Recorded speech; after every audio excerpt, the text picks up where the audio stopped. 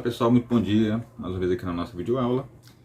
Nossa aula de ensino religioso vai debater a questão do trabalho prático que vocês vão realizar.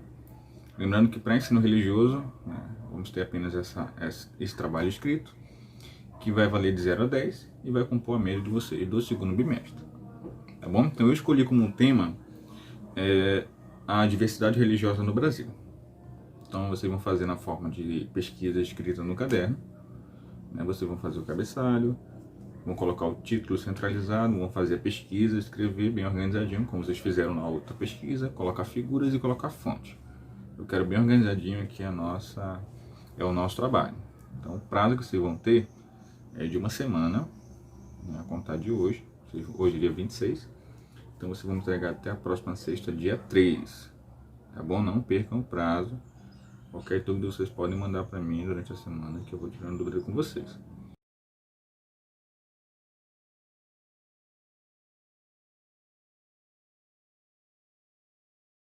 Tá bom? Então é o seguinte, vou comentar um pouco sobre esse tema que vocês vão poder utilizar na nossa aula, inclusive, como uma das fontes que vocês vão fazer a pesquisa.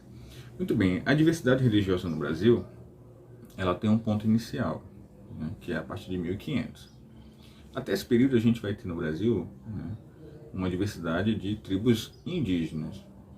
Então, cada uma com a sua religião, mas que eram semelhantes entre si. Então, a gente pode dizer que no Brasil tínhamos religiões indígenas. Então, é um padrão. Então, após a chegada do colonizador em 1500, os colonos portugueses e os espanhóis, na outra parte, adotavam e adotam o catolicismo como religião principal.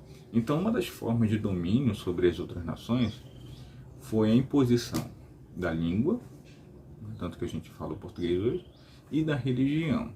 Então, os indígenas, naquele momento, foram forçados a se catequizar, a aprender sobre a religião do colonizador, os seus ritos, os seus deuses, de modo geral. E aí a gente tem o primeiro ciclo de mudança religiosa no Brasil. A gente passa a ter religião indígena e religião católica. O segundo ciclo de mudança religiosa no Brasil é quando os negros são forçados a vir para o Brasil para trabalharem como escravos. Os negros trazem todos os seus ritos, eles são forçados a vir, mas não deixaram a sua herança cultural para trás. E aí consigo, nós tivemos aí o segundo ciclo de mudança religiosa. Então o Brasil passa a ter religiões indígenas, religião branca, dos colonizadores, que é o catolicismo, e religiões de origem negra. A principal delas é o candomblé. Então, 3 ciclos aí de mudança religiosa.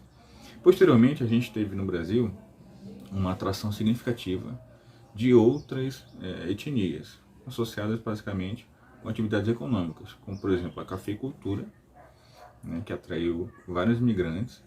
Depois nós tivemos aí os italianos, na sequência tivemos os japoneses, sírios, libaneses.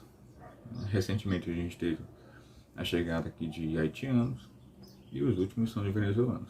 Então essa chegada de outras etnias ao longo de um período histórico brasileiro são as responsáveis pelo que a gente chama de miscigenação brasileira e também miscigenação de religiões. Então o que acontece? Tem um fenômeno chamado sincretismo religioso, isso aconteceu muito com os africanos, em que eles adotaram para a sua religião outros preceitos religiosos. Então, a gente tem uma mistura dentro de uma religião de culturas diferentes, como a adoção de santos religiosos dentro das religiões africanas. Então é um exemplo de como que essa miscigenação populacional também gerou a miscigenação religiosa. Tá ok? Então essa aqui é uma base para que vocês façam uma pesquisa.